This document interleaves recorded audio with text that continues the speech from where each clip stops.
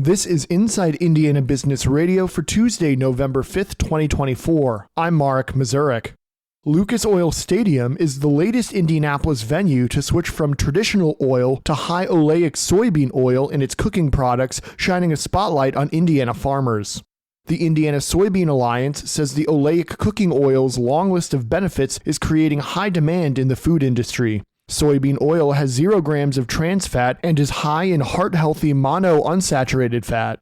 Dave Marguth, general manager of Lucas Oil Stadium's Sodexo Live, added many items like chicken tenders don't fall apart as much in the soybean oil. This oil really supports Indiana farmers, and it's a regional product, so that checks some major boxes for us.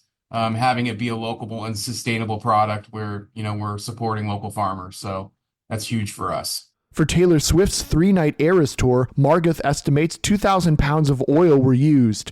The ISA says Indiana is the top producer of high oleic soybeans in the world. Last year, Gainbridge Fieldhouse also made the switch to high oleic soybean oil. Victory Field and the Indiana Farmers Coliseum at the Indiana State Fairgrounds also used the product. Following a 63% drop in its net income last fiscal year, Jasper-based Kimball Electronics has reported another drop for the first quarter of the new fiscal year and the closure of its manufacturing plant in Tampa, Florida. Kimball reported net income fell 70% from $10.8 million to $3.2 million when compared to quarter one of the previous year.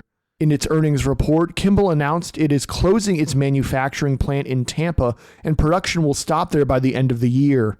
In a written statement, CEO Richard Phillips labeled the plant closing as a way to, quote, streamline the operating structure, end quote. The work previously done at the Tampa plant will move to Kimball's facilities in Jasper and Mexico. According to Kimball's website, its Tampa facility had over 315 employees. Kimball also reported sales were down to start this fiscal year. The first 3 months of the 2024 fiscal year saw almost $375 million in sales compared to $438 million in 2023. From the number one source for Indiana business news, this is Inside Indiana Business Radio. Indiana, your bold future starts here. IBJ Media, Inside Indiana Business, and the Indiana Economic Development Corporation invite you to the Engage Indiana series, presented by CareSource, Indiana University, and Old National Bank. With an unrelenting focus on growing Indiana's economy, our Engage Indiana events take place in every region of the state. Discover when we'll be in your area at ibj.com/engage.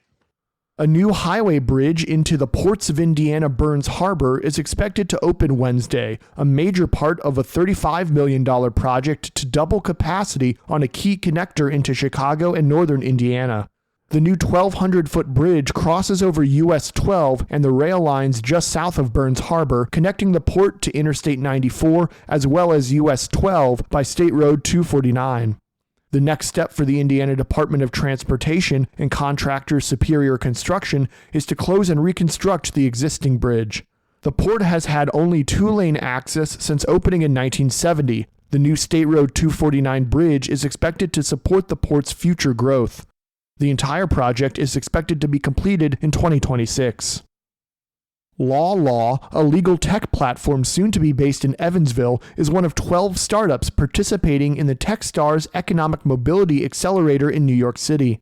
Law's founder, Matt Rust, said he developed the concept of the company in San Diego and is moving back to Evansville after the accelerator ends in December to grow the business.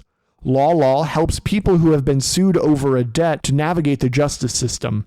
Rust said he came up with the idea for the legal tech startup during his time as an attorney at a firm representing businesses. Are elected officials entitled to health insurance regardless of the number of hours they work? That question is before the Indiana Supreme Court, who heard arguments in a Perry County case last week that could have statewide implications for local officials. The case began after the Perry County Commissioners discontinued health insurance coverage for certain part-time county employees in June of last year. One Perry County councilman, Keith Huck, sued and sought an injunction to keep his insurance. He works about 9 hours a month, according to evidence in the case.